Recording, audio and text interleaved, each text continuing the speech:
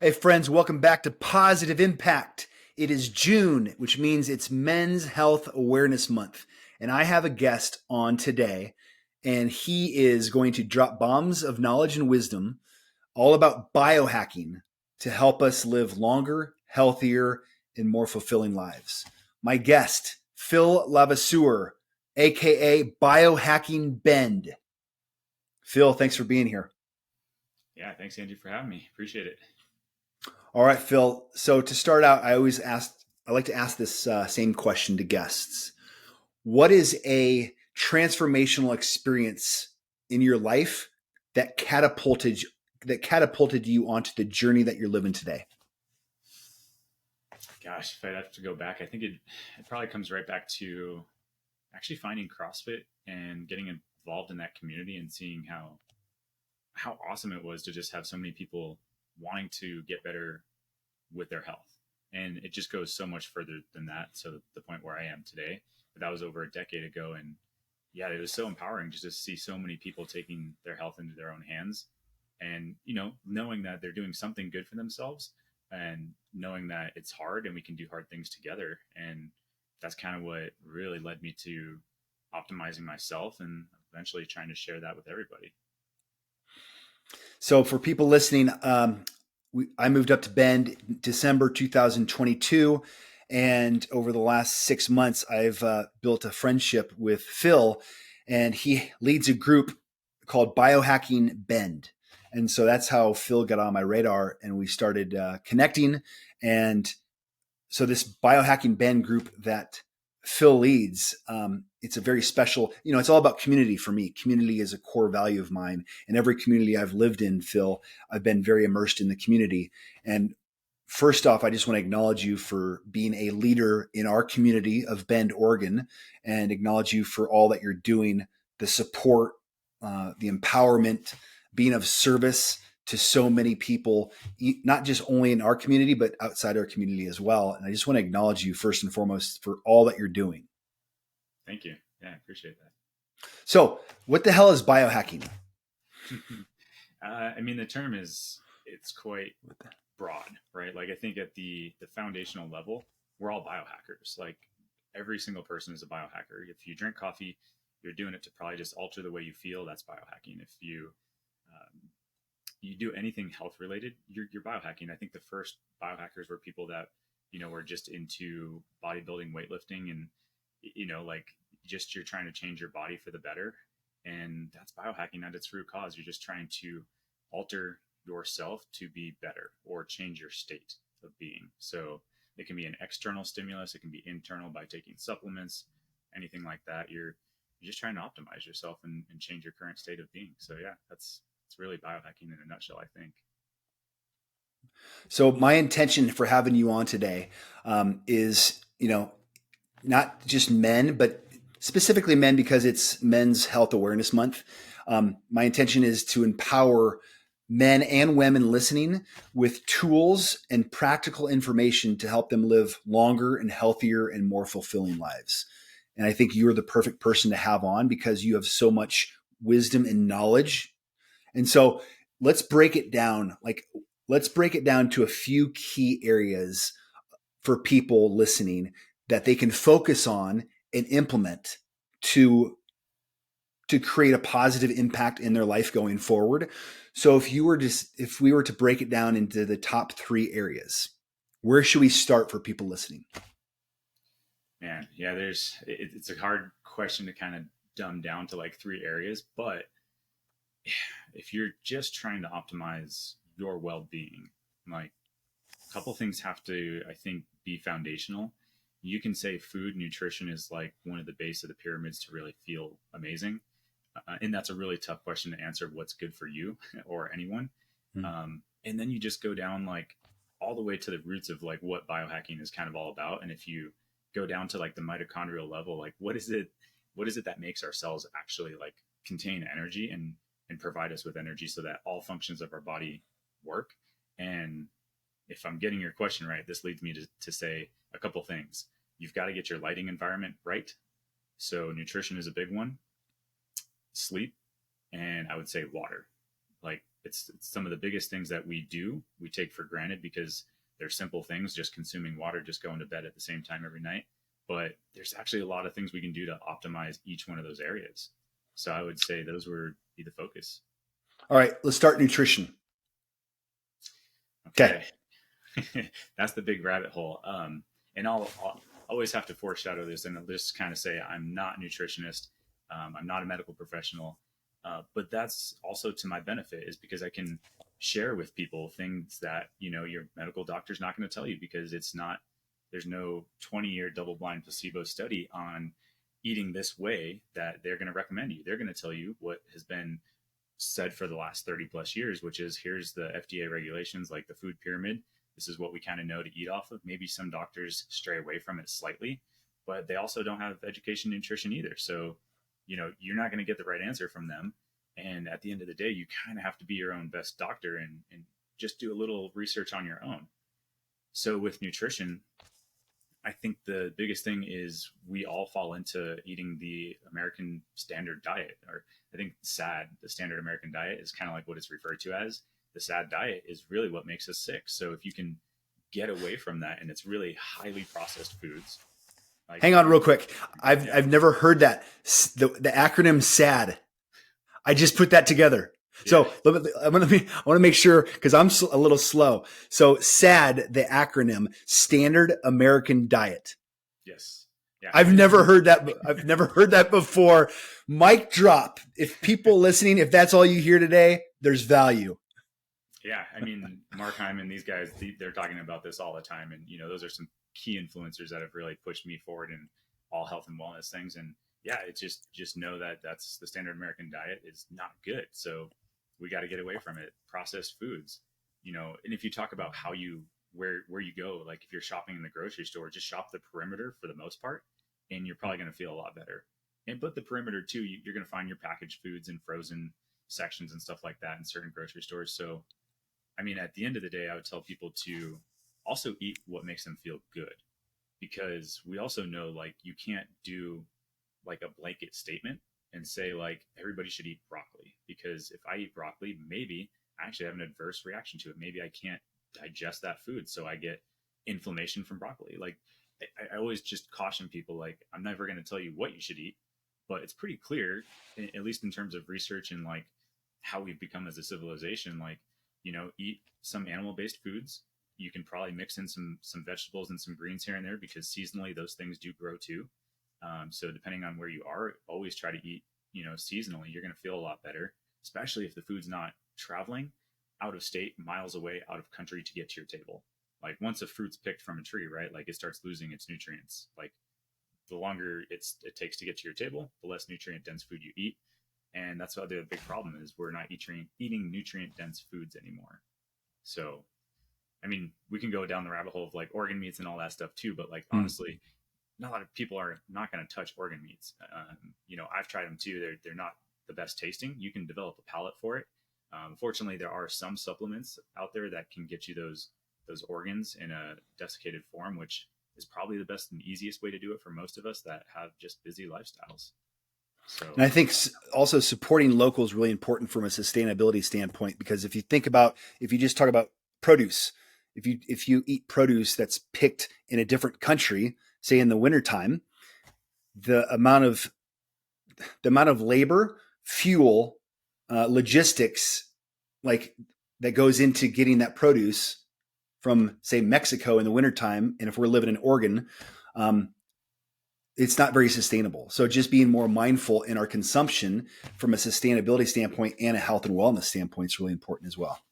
Oh, for sure. Support local all the way. And that's kind of what we love about Bend too, is there's a big support local. Like you see the stickers in different like coffee shops and stuff around here too. So, supporting local is, I think, the only way of the future. The more we ship things in from far away, it's only going to last so long. And then the price just goes up on everything and people complain, but it's, just support your local farmer. Go to the farmers markets. Yep. It might be a little more expensive, but you're also going to get a lot more nutrient dense food. And that's actually the big argument for like, why should I shop organic? It's like twice expensive in some cases for certain things. But like the reality of that statement is it's actually cheaper in the long run because you pay for it in your health. And we know this, Absolutely. right? Like the body is so resilient. You can feed yourself garbage food for 20, 30 years, but the disease doesn't present itself until you're in your like 50s. And we know how Mm. reversible that is. Diet can change things in days, but if you start now, man, you can really stave off all those that disease and anything negative for a very long time. But yeah, it might be a Mm. little more expensive right now, but you're not going to pay for it later. So And I think the supporting local, the farmers and the wholesalers and the distributors, the ma and pa's, the family owned businesses, I feel that's a sustainable model as well. So when you think about sustainability, it's about empowering people to have a sustainable business model by supporting their, if it's a local produce or a local meats. And I think it goes a long way because people think about sustainability where it's like fuel and logistics and clean air, but it's also about empowering others to build a sustainable business model by supporting local as well. So for people listening, summertime is a great opportunity for all of us to support local. agreed. Yep. All right. So next, let's talk about water. Oh man. Okay. Well, that's one of my favorite topics, and I don't know everything by a long shot, but it's really like in the knowledge that's up in my head really just comes from like years and years of just listening to other health influencers that bring on these leading experts in the field of water, electricity, EMF, all that stuff. So it's um, water is just fascinating. Like it's so remarkable that we still don't know a lot about it, but like 5, 6 years ago, if you asked me anything about water, I'm like, it's just water. Like, okay, maybe I'll filter it a little bit. Man, it's just, that's like oversimplifying water by a long shot. Like, I mean, it holds energy, it has frequency. Like, there's just so much to it that, we need to understand and figure out how to make it more accessible to people. Granted, if we were drinking spring water that we found in nature, like, our ancestors, we could probably stave off a lot of disease and problems that we see today. So, water filtration is big. At the very bare minimum, like nobody should probably be drinking tap water. And if you just look at EWG, they've got a great website. You can just type in your zip code and just find the municipal water supply in your area, and they've got tests. Sometimes they might be like a year old test, but there's no standards of improvement for these municipalities because the amount of filtration they would have to do to actually get rid of the levels of contaminant that, well, one, the FDA has regulated as like safe levels, which, I mean, if you think there's safe levels of things like arsenic and stuff like that, that's just wild. They're only put in place so that these municipalities can actually still give us water at our tap because they can't filter out anymore. It's just too expensive. So you've got to filter your own drinking water for sure.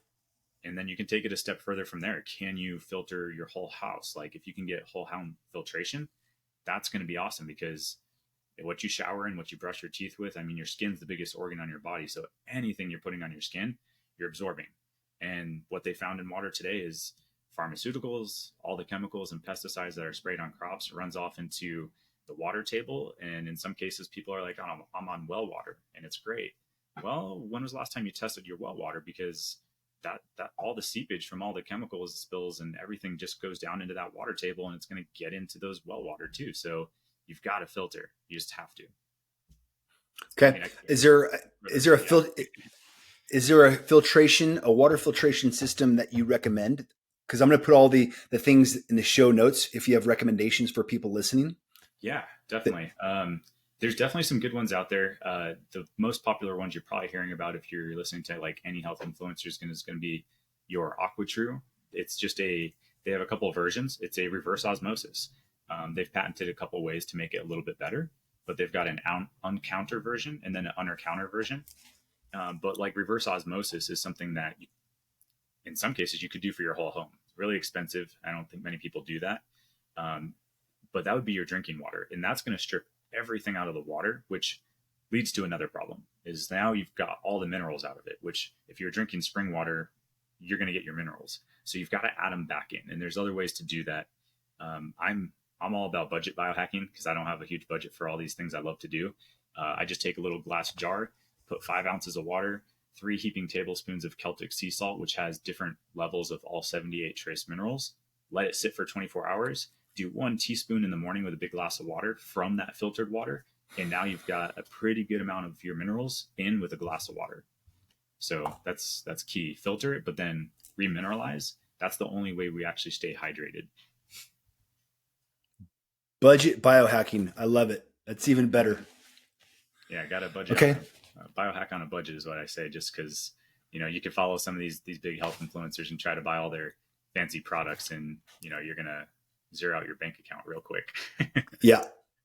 What about hydration? Speaking of water, it seems a lot of my coaching clients that I work with, I think 95%, I would say, Phil, are not getting enough water. They're not drinking enough water. They're dehydrated. Can you talk about that and the impact it has on our body if we are dehydrated? Yeah, I mean, I'm not going to speak to like all the biomechanical things that will change if you're dehydrated, but we know there's complications of dehydration that if water makes up, I don't even remember the exact percentage, like 80 to 90% of like what's in us, we have to have water, right? Furthermore, when you talk about the water that's like in our cells of our body, they know now that what they're seeing is that's actually structured water.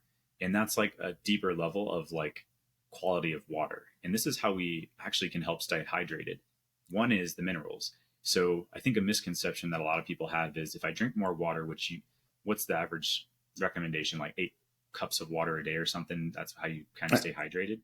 Yeah, I think it's taking your body weight, divide it by 2, and drinking that many ounces of water.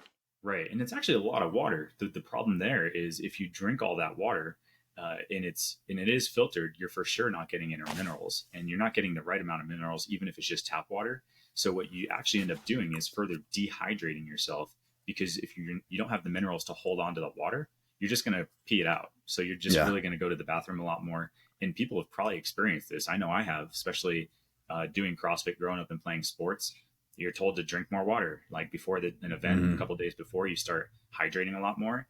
And man, you end up going to the bathroom a lot.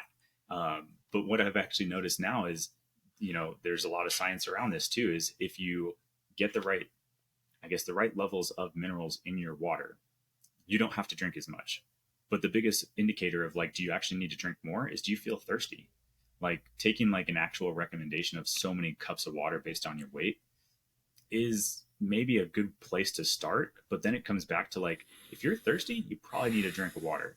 And there's some experts out there now who are talking about like, a cup or 2 of water a day is all they need to feel fully hydrated. And when we come back to structured water, right? Like I filter my water, and then we have like a water structuring device. And structuring water is really just bringing it back to its natural state. You pull more oxygen in by spiralizing it or vortexing it in different devices. They do it different ways. But that's what's happening in nature, like water flowing up, being pushed up through the ground, through rocks. It's being forced through things. You're pulling more oxygen in, and there's off-gassing also happening, which is, the science is showing you're potentially off-gassing a lot of those chemicals too. So just vortexing and structuring your water, bringing that energy back in. It could be like, passing it through crystals, or literally just putting like different crystals around your water can energize the water again. And if you I drink love that. yeah, I love that. you drink that, you're holding on to that energy. So your body has to do less work to restructure it to begin with. And there's studies on it too that shows like just the absorption rate of structured water is actually promising too. We drink it in its natural state. Our body has to do less work to absorb it. Beautiful, man. I love it. All right. So people listening, I recommend going back and listening to this a few times, and I'm going to make sure we put all of the notes that Phil recommends, the referrals, like the EWG, the Municipal Water Test. That's a great resource for people. Like I never knew that. And so I'm going to put that in the show notes. The AquaTrue reverse osmosis, I'm going to put that in the show notes. So for people listening, we're empowering them with information and knowledge that they can take and improve their life. And that's what I really want people to take away from this. It can be very overwhelming, but we're going to put in the show notes really easy, practical things that we can do to empower everybody to live a longer, healthier, happier, more fulfilling life, because we were not meant to survive. We were meant to thrive in all areas of our life. And that's why having Phil on is so important, because so many of us, and I see this with my coaching clients, people in the community, society as a whole, that people are just, they're comfortable. They are, what am I trying to say here? Well, They are not average, and they're accepting mediocrity as the norm. exactly. And it's not the norm. We were all meant to thrive, not be average. We were not meant to be mediocre. And everything that Phil's sharing with us are easy ways to improve our life so we feel better. So we show up better for ourselves, our friends, our family, and our community. Yep. Yeah, that's it. Okay. Let's go to sleep next. All right. Sleep's a big one. I think we underestimate the power of sleep. I love the Aura Ring. That's one of the things that I wear to track my sleep with. It's just one of those sleep trackers that are out there. You know, you've got your Whoop. There's a couple other brands. Man, the sleep rabbit hole. I guess for one, you've got to just sleep comfortably, right? Comfortably for me is I definitely want to be cool. I sleep hot. So like, you know, even in the wintertime, the AC is coming on, especially we have a unique place here in Bend, right? Like sometimes in the winter, we've got neighbors that have wood burning stoves. So you can't just open your window because then you smell smoke coming in overnight. We've tried that. So, you know, we run the AC even in the winter, but just to drop the temp a little bit in the room, that's going to be one of the first things that's going to help you sleep like way better. If you're hot, it's going to kick you out of your deep sleep, you know, REM. You're just not going to sleep as efficiently as you could. And I think that's where a lot of people don't know that they're not sleeping good because they're like, oh, I slept 8 or 9 hours. Yeah, but what was that quality of sleep? You know, there's also studies that show if you sleep more than 9 hours per night, you're actually not going to live as long as somebody that sleeps on average 7.5 hours a night. So like we can oversleep too. There's parts of our body that like are designed to be awake and alert, have cortisol. But then there is that rest and digest state of sleep that there's optimal times. And I think we're so bio individual that that time probably is different for everybody. Maybe 8 hours of sleep is what you need, Andrew, every single night. For me, I'm over here feeling good on 6.5 hours or less a night. If I get more than that, it's pretty rare. But I also I engineer my environment. You know, I'm biohacking as much as I can to make sure that when I get to sleep, that's the best 6.5 hours of sleep I've ever had. Like I get an hour and a half to 2 hours of REM every night. I get 2 hours of deep sleep every night. Things impact that big time though. Like if I'm hot, I see those numbers plummet. We also use in the house here, we have a Ooler, which is another device made by Chili Pad.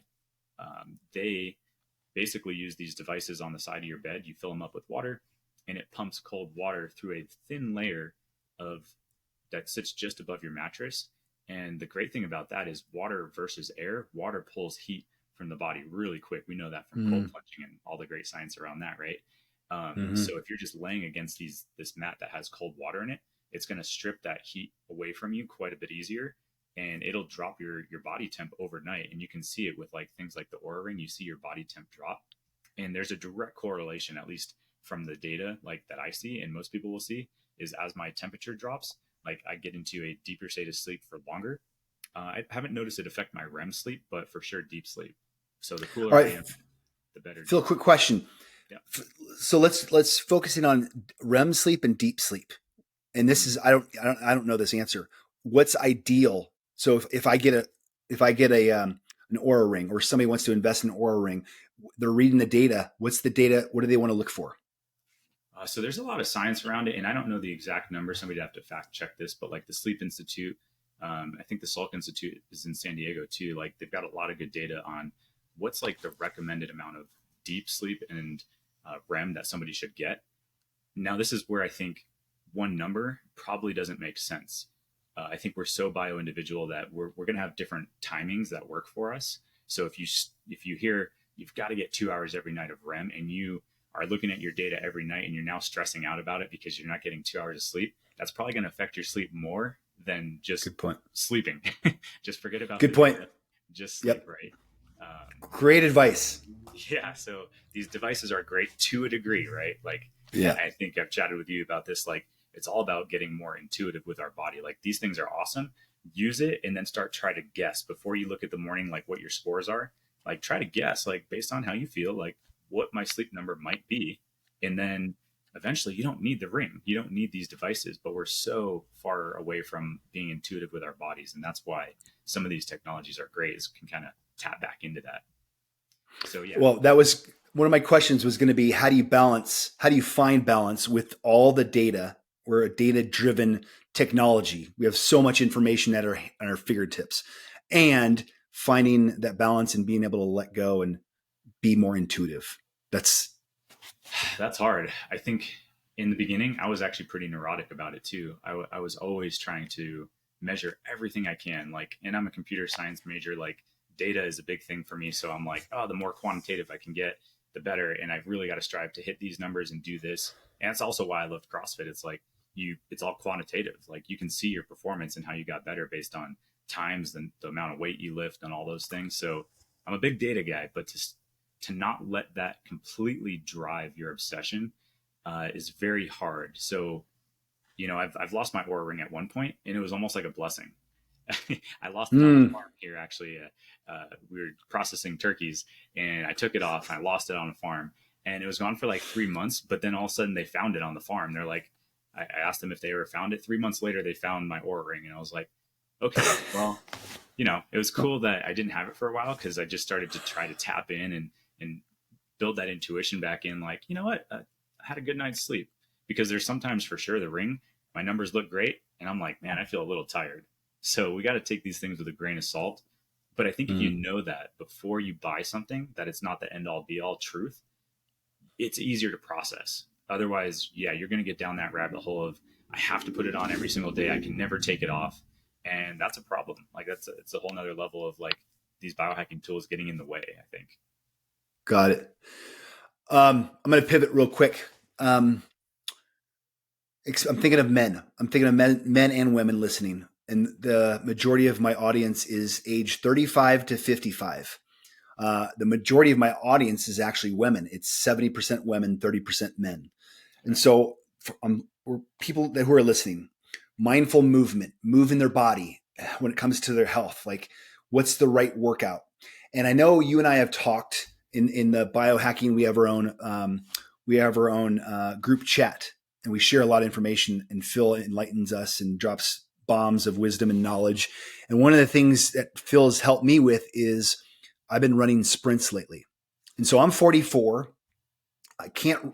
Running is not something I love to do, but I love to get my heart rate up, and I want to work my fast twitch muscles. And so I think this is relevant for everybody. First and foremost, my question is, why is running sprints so beneficial for me right now, Phil? Well, for one, you're expressing your true like physiology, your biology. We were meant and designed to sprint. So I think from a very like fundamental level of like being a human being, like the sedentary lifestyle that we actually live as like Americans, like we can see the detrimental effect it has on us. So like just being more active and getting out and sprinting. Now, not that everybody should just go sprint tomorrow. Like, if you're not doing that regularly, that's where we can start to see tissue injuries and sprains and stuff like that. So be smart about it. But whether you're going out to sprint like you are, which is great. I know there's a group here we've started too that wants to get out and sprint. I would definitely recommend, just from like a longevity science around it. And I think Joel Green, he's one of the great guys that's got the book, The Immunity Code. He talks about like sprinting once a week, and he's got like a really cool workout regimen that it's really based on longevity. So like if we actually just express what our body is meant to do, one, you're going to spike the heart rate, right? We know getting your heart rate up is key to longevity. Heart health is big. So you've got to express your cardiovascular system, get that blood flowing, get that heart rate up, and then come back down. So if we just do that occasionally throughout the week, we're going to live quite a bit healthier lifestyle than just not doing it at all. So whether you get the ability to go outside, do it on a treadmill, in CrossFit, high intensity exercise kind of touches on that, but like the physical sprint aspect of it, I think is missing a lot. Like if people were to just get out, it doesn't have to be on a track, it can be on dirt, it can be on pavement. Running is not the best. We weren't designed to be on pavement, and shoes is a whole nother topic. I'm a minimalist guy, but sprint where you can, when you can, safely. So yeah. All right. So I'm doing 12 sprints, and I usually run about 100 yards, and I rest for 3 minutes in between each sprint. Okay. And I think you mentioned something about testosterone for when we do sprints. And I thought you mentioned there was an element of our testosterone. I think, is that correct? Yeah. So I can't speak to it eloquently enough, but there is science out there on just giving you a huge HGH boost.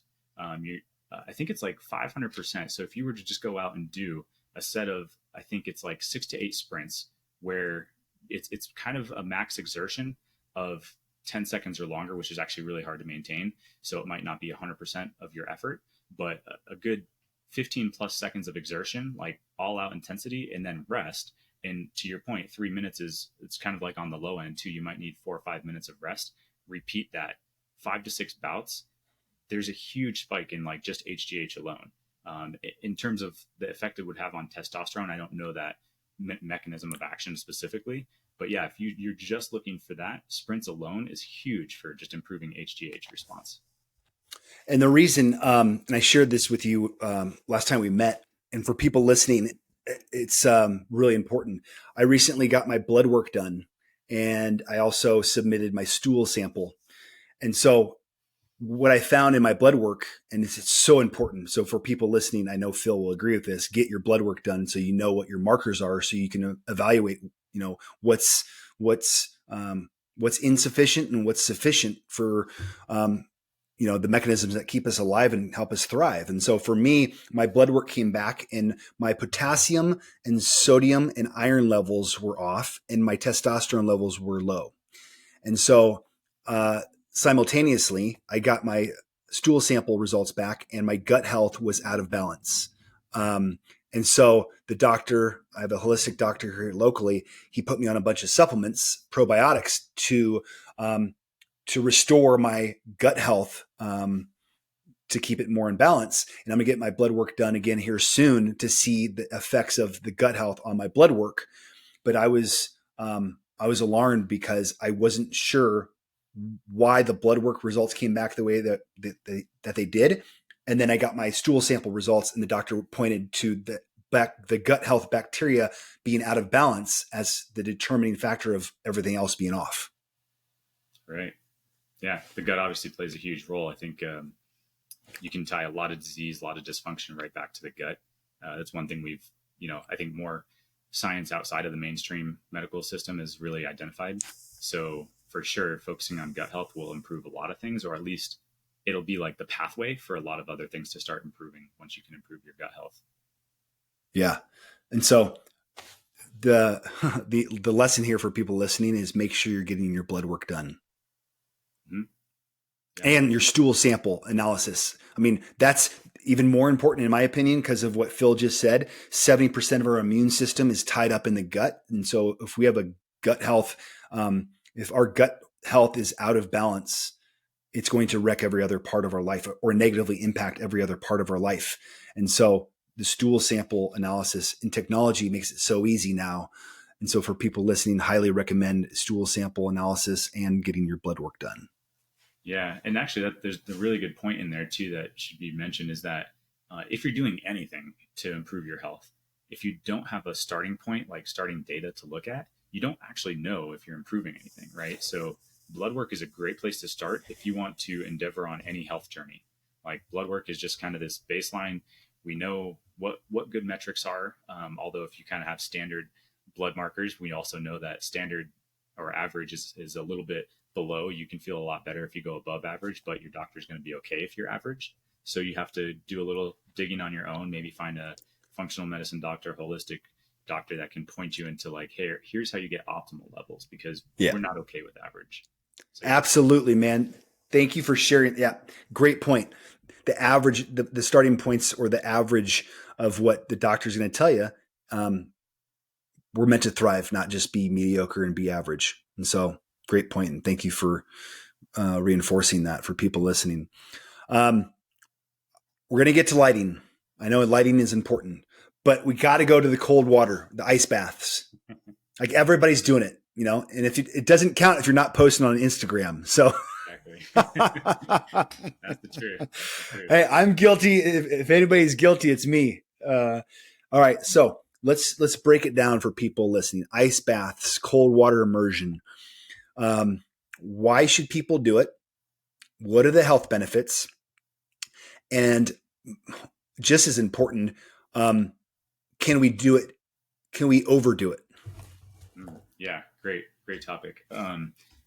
It's kind of like the new fad, right? Like it's, especially if you're on social media, you're starting to see everybody trying to get into it, trying to do cold exposure in some way. And it can be a cold shower. It could be hopping in a river. It could be like a legit ice bath, a professional one, or you just filled the tub with water and you put ice in it. Um, there's a host of benefits, right? Like I think it's hard to kind of highlight them all.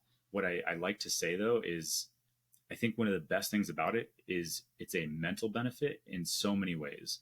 One of the biggest ones is being the fact that you did something challenging, because most of the time we don't like to do the things that make us uncomfortable. And cold is one of the biggest ones. Coming from Southern California, grew up there most of my life. Half the people, or probably 90% of the people I talk to, and I try to encourage or tell them, like, you should at least try it. They're like, you're never going to get me in cold water. Never, ever, ever, ever. And it's just this really hard line resistance. And all I see there is like a big wall that if you can break that down and you can step through that, man, so many things get easy because you've convinced yourself, you've proved to yourself that you can do something challenging. And so for me, that's actually why I like to do it in the mornings, because it's really that, like, the mental barrier's there. There's always resistance. Like I don't want to get in all the time. And sometimes it all has to be is like just to get in for 1 minute and to get out and then be like, oh gosh, smile about it. Like I just did something hard. I succeeded. I just did something I didn't want to do. And now the rest of the day is cake. Like it just becomes so much easier because you've knocked out something that you were really resistant to. And whether it's like work, relationships, anything that comes up that's a little challenging, I feel like we just have that little bit of more mental resiliency to deal with it now. Because for that minute, that 2 minute, 3 minute that you're in that cold tub, you're kind of freaking out. Like, I mean, some of us can put that stoic face on, but the body is still in this fight or flight space, right? It's like all the physiology changes that are happening, like you're trying to survive. So there's a lot going on, and it's just so much more powerful than like the increase in dopamine, norepinephrine that you kind of see touted and thrown around, like these Instagram posts of like I raised my norepinephrine and dopamine by 500% just by getting this cold plunge. Like that is great for sure. Like you're going to be on a high. It's better than caffeine for like 4 to 5, 6 hours, independent on who you are. That can even ride out even longer, right? I think Mm-hmm. Andrew Huberman, his podcast, like he's done a great job of bringing a ton of awareness, and he just spits the science, like exactly what we know today. And I think everybody's just riding that, but just know it's like it's still subjective. Like whatever you're getting out of it, it could last way longer than what he says, or what Mm-hmm. anybody else says. So get in there just for the mental benefits alone. Like it can help with depression, anxiety, anybody that's got an addiction to anything like that. Oh my gosh, like cancer, like hard to talk about that topic, right? But the studies are there. Like I can't remember which journal is putting it out now, but on some of the animal tests that they're doing, they're literally getting rid of cancer cells in these animals. So it's like, the mechanism of action is very similar to humans, which is why it's showing a lot of potential. And you've got anecdotal evidence from people out there today. They're on social media. Like I started river swimming and cured myself of cancer. And there's a lot of things happening there. If you're getting in the river, you're also grounding, you're getting into nature, you're getting Earth's frequency back into you, which is like resetting your cells at a cellular level. So there's so Mm-hmm. many benefits to just cold exposure. It's kind of hard to like talk about them all, but it's just it's easy and it's not. Anybody that's plunged, it's not easy. All right, I got to make sure in our biohacking bend WhatsApp group, this question comes from Dan, Mm. Dan S. How cold does a cold plunge need to be? What are the additional benefits of water colder than 55 degrees? Are there diminishing returns below a certain temp? Great questions, Dan. So, at least from the research, and again, I can't point to the specific studies, but they're showing most of the research is like at 55 degrees or below, and it might be 54. Uh, but once you're below that threshold, the studies are they're putting people in that water for like up to an hour in some cases to get some of the benefits from it. Now, 55 degrees in terms of a cold plunge is actually kind of warm. If you're new to Mm, cold plunging, that's still pretty cold, right? yeah. You're going to freak out getting into that water. But what happens, and so I would say like that is that threshold. Like if you're in 55-degree or colder water, you're going to get benefit. And if you're really not cold adapted at all, this is where like we're bio individual on like a whole nother level. If you just get in water that is uncomfortable, it's probably going to do some good. You just have to expose yourself to it every so often. But in terms of like, now let's bring that temperature down. Like what's an unsafe level? I think anything that puts you at risk for thermal, what's the word I'm looking for? Hypothermia. Yeah. So if you get into hypothermia, obviously that's too cold, right? So there Yeah. is a dose and an amount of time that's going to be unique to you. So it's really trying to understand that. And that's why I like coaching people through the cold, is like, you can tell them what they should be feeling and let them know what's comfortable, what's okay, and what's not, because people do start to freak out. If you jump into a 40-degree ice bath or 37, you're probably going to want to jump out right away. And maybe you're in there that first minute and you've got this pinging, tingling sensation and you're like, I want to get out, like this kind of hurts. You're going to be okay. You're going to be okay for a minute, 2 minutes, 3 minutes. We know that the body is more than capable of handling that. I would say there's probably not natural water you could get into that's too cold. It's just too long. Like, how long is too long, really? So you've got to know how cold adapted you are. I mean, there's cold water swimmers that do ocean swims, like vast distances, some cases wetsuits, some cases not, and they're in there for hours, but they're so adapted that they're fine. They're just swimming. Yeah. So yeah, you got to learn the body, play around with temps. I like to expose people in short bouts, get them used to it, and then tell them if they want to go longer, you do it on your own. I'm not like, I don't care to push people like super far on that threshold, because one, if you do have a problem and you've got to respond to it, it puts you in a whole nother liability situation. And, I don't want to mess with that too much, but doing it safely, find your limit, know your threshold, try to push it every so often. But then to your other point, also take it away, right? If we do something every single day, there is a bell curve to everything, right? It goes up and then it comes back down. So Susanna Soberg, she's great. She's been on Andrew Huberman's podcast. She's done a lot of the pioneering around research around cold. What she's talking about, and it's well known, but people got to be careful, is if you cold plunge every single day and extend that time, you're actually stressing out the cells of your body. You are literally causing them to stress out, and you're going to reduce the lifespan of your healthy cells. So you've got to be careful that you're not over stressing the cells of your body. So it's just knowing what's too long, and then it's okay if you miss a day, come back, take a week off and then come back, and maybe you can only do a minute again. What's wrong with that? It's, if you're having to spend a lot longer in the water, one, that's a time commitment. And from a biohacking standpoint, it's all about minimal effective dose. At least that's how it is for me. And that's what I try to show people, is like 2 to 3 minutes is that therapeutic range at a temperature below 55 degrees. So if I can get you there, you get the benefits, you get out, go on with your day. Like, you can do a bunch of other biohacks now. Otherwise, you're spending an hour in the tub and you've lost, let's say, 50 minutes of productivity. All right. So let me make sure I get this right. So the analogy I use with what I heard you just say, Phil, is which I did used to take drugs because I was addicted to drugs and alcohol. And when I was using drugs, I would need to use more of the same drug to elicit the same amount of a dopamine spike. Yeah. So is that the same thing as what you're saying? If I'm sitting in cold water every day, I'm going to need to sit in it longer and colder to elicit the same amount of dopamine spike, just like in drug use. Exactly the same. Yeah. And I think it's the same thing if you want to talk about sauna use, any other kind of biohacks. There's just that curve to it and that adaptation that we have as humans, where you can get really good at sitting in a 3-minute cold tub. And so now you want to push it to 10 minutes, or you see Joe Rogan that does 20 minutes in a Morosco Forge, which is also kind of crazy. I don't recommend anybody go do that, but he was testing himself, right? So if you start to do it every single day, you will build adaptation, and you'll find out that you're comfortable now in 5 minutes. Now you're comfortable in 10 minutes, and you have to keep pushing that threshold. And Andrew Huberman has a great podcast on this around dopamine too, and how you have these like troughs of dopamine where you can get a nice big high, but then the drop off can be really, really steep. And I think that is part of the effect of doing something every day all the time, is you start to wear that out. You need more and more and more. And then that drop off becomes really steep. So to your point, like with drug use, people have to go back to more and more and more, because now they're in such a deficit. They've got to overdo it to get back to that same level. And it's the same with cold exposure. It's the same mechanisms of action. It's just, a different environment. Moderation for people listening. Don't overdo it. Right. Yep. All right. Last thing, lighting. Hmm. Why is lighting so important?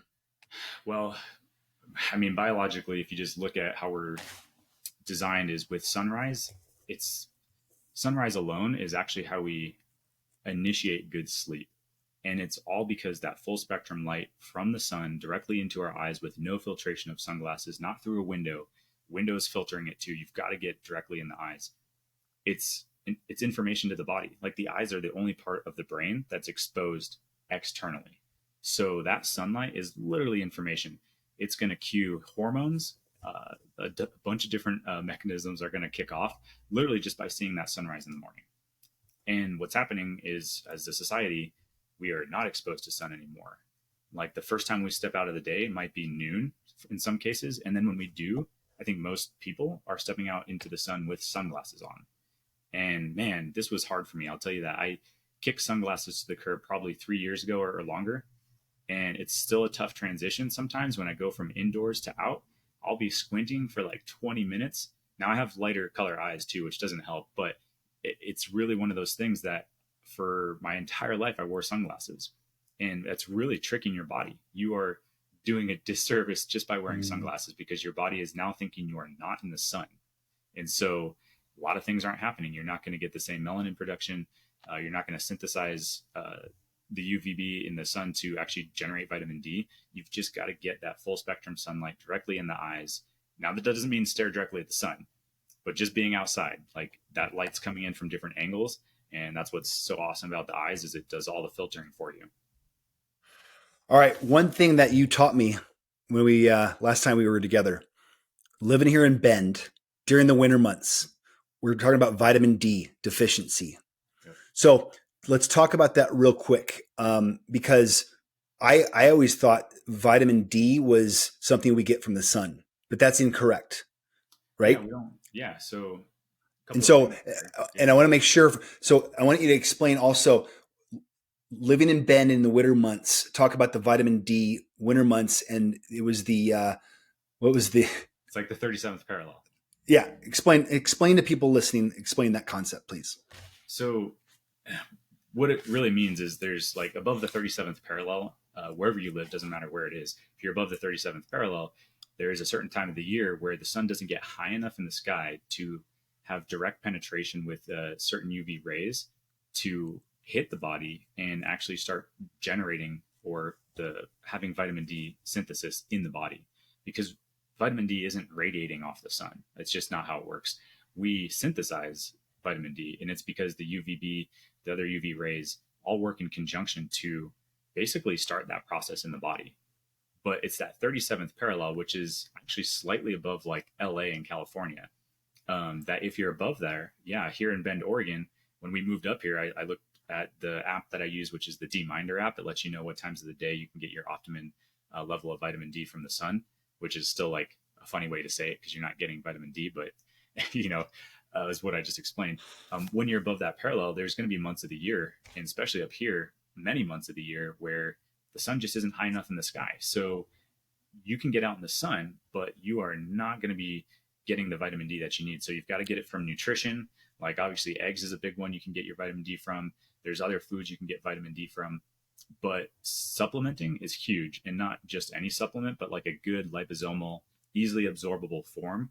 There's a couple brands out there. I love Quicksilver Scientific, because you also need to look for a combination of vitamin D with, it's like vitamin K, but they're MK2 and MK7 forms.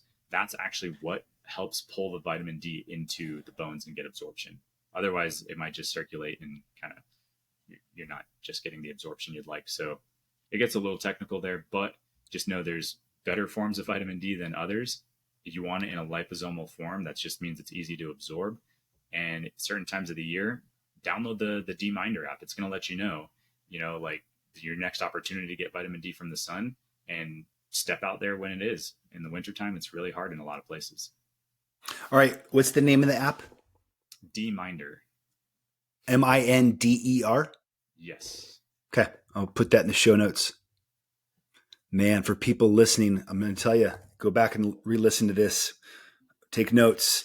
Like these are the things that are going to help us live longer, healthier, more fulfilling lives. And it's not just one thing I'm hearing Phil say, it's all these little things that we can do in different areas of our life to truly thrive and not just survive. And it's really important for people listening. We were not meant to be mediocre. We were meant to thrive in every area of our life. That's, our physical health, our mental health, our emotional health, our relationships with our friends and our family and our community, work that brings us fulfillment, travel, play, and adventure, which leads me and fun to my last question, most important question. Phil, what the hell do you do for fun? Oh man, fitness is a big part of my health and life journey. Whether I'm educating people in fitness or I'm just doing it for myself, I think having fitness in your life allows you to have more fun because you get to explore more. So it's like, for me, being able to work out in the gym and express myself to my fullest means that outside the gym, I actually get to play and explore a little bit more. For us, that's hikes. We love hiking, challenging hikes too, like, climbing Mount Whitney, maybe getting into some mountaineering soon. We never really explored that too much, but the challenging day hikes, like down in Southern California, you got Clouds. Is it Clouds Rest or Cactus to Clouds? It's Cactus Clouds. Yeah, from the Palm Spring Desert all the way Yep. to the top of Mount San Jacinto. It's one of the most challenging day hikes in the world. We've done that once, and maybe I'll do it again, but extremely challenging. You're gaining like 11,000 feet of gain in just one day. And if you want to come back down that's, if anybody's done a big hike, the way up is half the battle. It hurts coming back down. So, yeah, having fun, just using my body to its fullest, but it's because I'm doing all the little things that allow me to perform just a little bit better. So that's fun in a nutshell, I guess, just exploring and expressing through movement what my body is capable of doing. All right. 2 more things. Yeah. This podcast is called Positive Impact. What comes to mind when you hear positive impact for you? I think that is, it can be summed up to individuals or groups of people who are doing things that have a positive impact. Now that sounds pretty cheesy, but it can be very deep too, right? Like, it doesn't have to be in a biohacking sphere. It can be in a religious sphere. It could be in mental, just sanity, like just helping people with their mental capabilities. I don't know. It's having a positive impact just means that individuals or groups coming together, trying to do better, right? Just bring enlightenment, bring more joy, bring more happiness. Like, we live in a society that's really full of negative images, negative news. And so I think bringing that positivity in is what everybody needs. So like when I hear that, that's kind of what resonates. It's like bringing the light back in, just bring that energy back. I love it, man. Yeah. Well, the reason you're on this podcast is because you, my friend, are having a positive impact in this community and in communities all over. And I want to acknowledge you again for all that you're doing. You're supporting, empowering, uplifting, being of service to a lot of people. And I want to acknowledge you, man, and acknowledge the positive impact you're having. Thank you. Yeah, I appreciate that. All right. So where can people find you to follow you if they want more of you, if they want to geek out on all things biohacking, if they want, where do we go to find you? Well, probably the easiest place right now is Biohacking Ben on Instagram. That's the name of just the Instagram account that I created, where I just host people in my house. We just do breath work. We do cold plunging. We've had events on just talking about health-related topics, and there's going to be a lot more of that coming. My personal Instagram, it's a funny name. If you've been in CrossFit for a long time, you'll completely understand it, and that's why I named it what it is. It's Filthy50. That's my Instagram name. That is after the Filthy 50 workout, which is like 50 repetitions of like 10 different movements. It's a terribly hard workout. And when I first found CrossFit, I was like, that's it. That's my Instagram name. All right. We'll put all that in the show notes. There's going to be a lot of information in the show notes. And everybody for listening, thank you. Thanks for being here, Phil. Appreciate you. And let's all go out today. Let's go out today and thrive. Let's go out and have a positive impact on somebody else. Spread the love, acts of kindness, because we're all in this together. And Thank you, everybody, for listening, and we will see you again next week. Thank you. See ya. I'm grateful. Thank you.